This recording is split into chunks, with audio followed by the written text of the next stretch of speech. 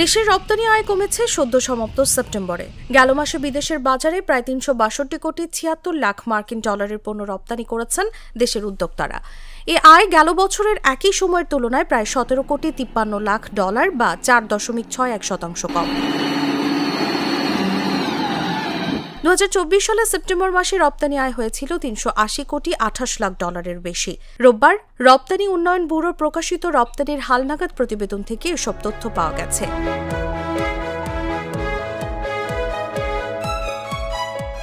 তবে চলতি অর্থবছরের প্রথম ৩ মাস রপ্তানি আয় বেড়েছে ৫.৬৪%।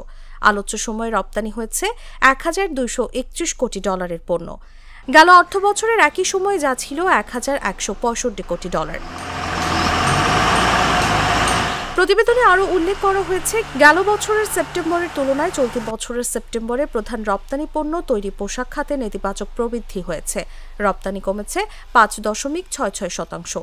এছাড়া কৃষি পণ্যে ২.৩৭% এবং প্লাস্টিক পণ্যে ৯.১৫% নেতিবাচক প্রবৃদ্ধির দেখা পাওয়া গেছে। এদিকে যুক্তরাষ্ট্রের শুল্ক ধাক্কার প্রভাবে গেল সেপ্টেম্বর মাসে বাংলাদেশের তৈরি পোশাক রপ্তানি ৫.৬৬% হ্রাস পেয়েছে, যা দেশের সামগ্রিক রপ্তানি আয়ও প্রতিফলিত হয়েছে বলে জানিয়েছেন Bangladesh knitwear manufacturers and exporters অ্যাসোসিয়েশনের সভাপতি মোহাম্মদ হাতেম। তিনি জানান, তৈরি পোশাক খাতে নেতিবাচক প্রবৃদ্ধি দেখা দিয়েছে, কারণ বেশিরভাগ ক্রেতাই ক্রয়াদেশ দিচ্ছেন না। তারা এখন অতিরিক্ত ২০% রেসিপ্রোকাল শুল্কের একটি অংশ বাংলাদেশি সরবরাহকারীদের ওপর চাপিয়ে দেওয়ার চেষ্টা করছেন উল্লেখ করে ব্যবসায়ী নেতা জানান, রপ্তানিকারকদের পক্ষে এ অতিরিক্ত চাপ বহন করা কোনোভাবেই সম্ভব নয়।